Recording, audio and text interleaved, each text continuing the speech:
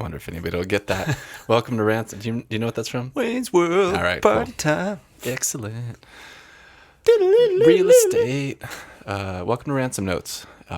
We just took the last 10 minutes going through the last podcast because we did make a promise that we would go over a certain topic, and that topic today will be Justifying commissions. Yeah. Everyone thinks real estate agents make millions and millions of dollars. Some do. Some do, but they work hard. They work millions and millions of hours. And they have no personal time and to usually go and enjoy the money they made until they're well into their 50s if they've worked their ass off. Yeah. From what I've seen, I don't know. I've had comments from a lot of different people, like in a transaction, friends. I've heard other things like, oh, you guys get paid a lot of money for the amount of work you do. Well, Sometimes. we get paid a lot of money at the end of a closed transaction. We paid $0 during canceled transactions or showing property to find out that they're maybe not qualified, which that's the mistake of the agent. But there's a lot of times that you don't get paid. Yeah. So yeah, when you get paid, it's a lot, but It's like a whole big picture kind of thing. That's what I've always looked at. I don't like watch checks come in. I used to, and then like I'd hyper focus on it and be like, oh my god, I need this because like I got to pay off my 2018 taxes. I got to pay off this credit card bill, and like you hyper focus. Oh, this 40 grand is really gonna help me, and you don't realize like the last, that listing specifically. Like for me, I had one on Lake Street. It was like that big giant behemoth. I had it for like 2 months, dude. I dropped like $3,000, and the lady like wouldn't extend the listing. Yeah, well, I think I was like her third listing agent. She wanted to go number 4 and 5, and I'm like, there's no way to recoup that cost. It's their decision. I can only tell them what I can bring to the table and what I can do differently, how I've been collecting data, how we can kind of change the marketing, try some different things. And at the end of the day, they can still say, nah, we just want to change brokerages. and that's the thing. Some people are like that. That's the thing that people don't understand. So as a listing agent, your upfront costs are marketing expenses, whether it be photography, signs, all that stuff. Yeah. Buyers, it's more your time and gas and that kind of stuff. Time for sure. And marketing as well, more marketing yourself to get those buyers.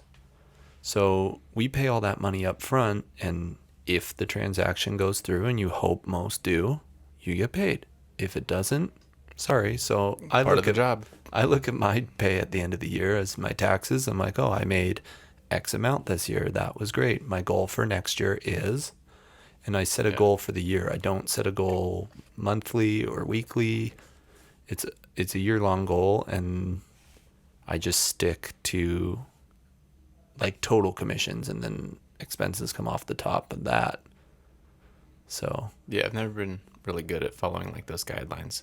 I know there's some agents that like can do it to the T, and they go, this is the amount I spend specifically on each and every listing. This is how much time I spend with buyers, and they break it down and they stick to it. But it's hard. Sometimes a client will randomly come up and say, hey, we haven't got a lot. I mean, this market's a little bit different. Houses are selling. If you're pricing relatively close to where it should be, you really don't need to do as much of that marketing. So I don't know, maybe it's a little bit more true in markets like this, but we will normalize sometime over the next year to where it's going to take an average of 40. I think the average time on market before all this COVID shit happened was like 47, 48 days. yeah, depending on the neighborhood around here. Yeah, price points, all that shit. But we're going to get back to that. And when that does happen, then you do have to go look at the marketing side of things. Like I think first and foremost, we are marketers, advertisers. Secondly, probably therapists, a psychologist. But That'll be a later topic. we can talk about that one next time. But yeah, it's buyers. Like let's go back and talk about that for a second. My longest buyer I've worked with was probably close to 2 years. And so people need to understand, Like serious buyer, like so they ended up purchasing. consistently looking at property. Yeah, and it worked out. She ended up buying a house that was new construction, and ended up actually being pretty easy. Registered her, and then I got paid 3% after they finally finished the build and closed. But like 2 years of going out, meeting her in like 90 billion different freaking areas that I thought would kind of fit because we had the history. I'm like, okay, she didn't like this for this reason. Cool. I'll take out, condo developments with HOAs over 450 or whatever it was at the time. And we just kept narrowing it, and then something else would pop up and it would kind of go against things she'd told me in the past. So we jumped around. Yeah. And eventually and you start having that internal struggle. Like, okay, is she just wasting my time?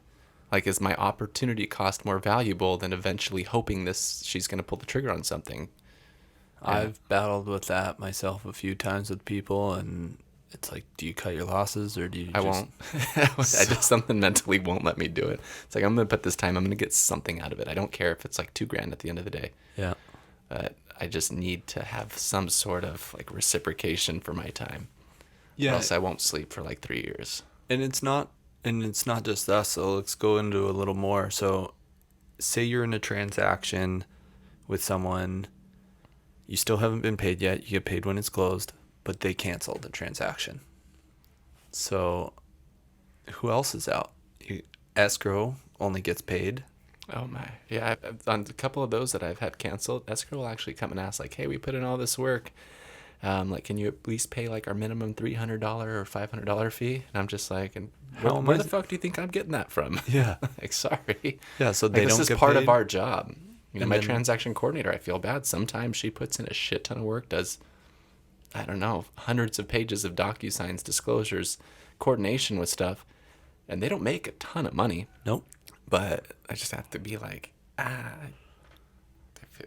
Yeah, sorry. so they're out, and then there's a big trickle down effect too when that happens, and if you're gonna cancel, like cancel, that's fine. I don't advise people not to if it makes sense for them, but there's that goes into our pay too. So now we've put in that effort and we got to start over. Yeah.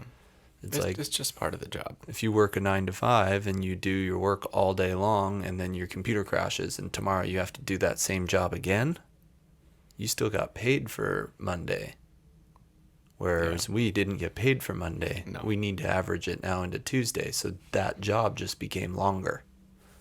So that's where I kind of say to people, like, yeah, the checks when they come in are big, but there's times where there's a lot of work where they won't come in at all. Like maybe someone looks for a year with you and then they go, you know what, James, I got relocated. We're moving to Texas. Yeah.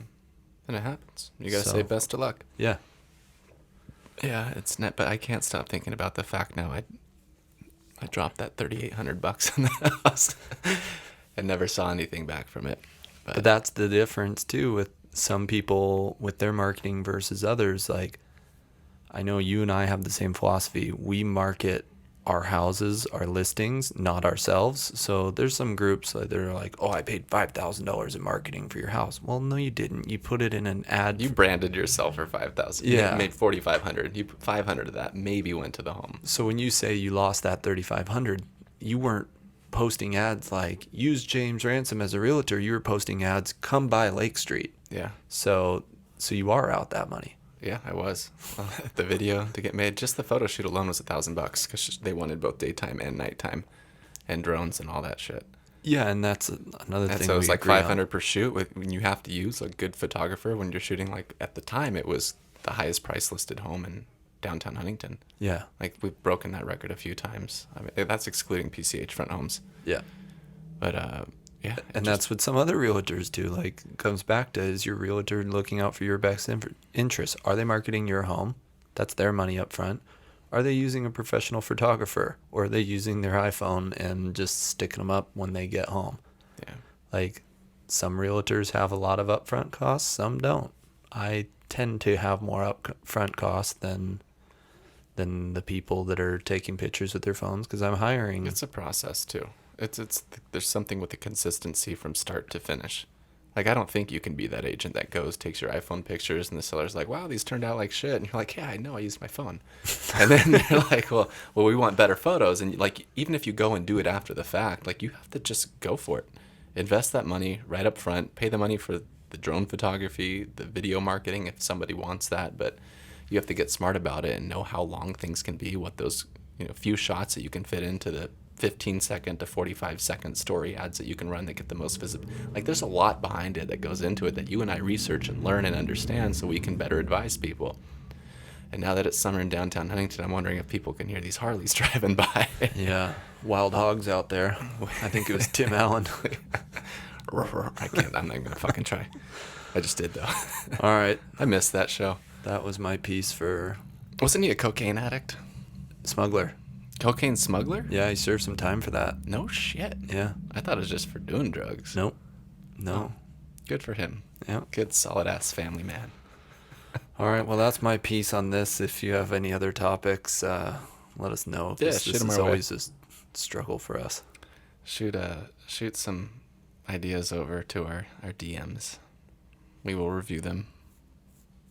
But honestly, I think we're gonna try to start doing this a little bit more consistently. It's just with summer. I took a camping trip. I had. Well, we say that, but I bet I've said this like 10 times. This last one was July 4th. Yeah, I know. I saw.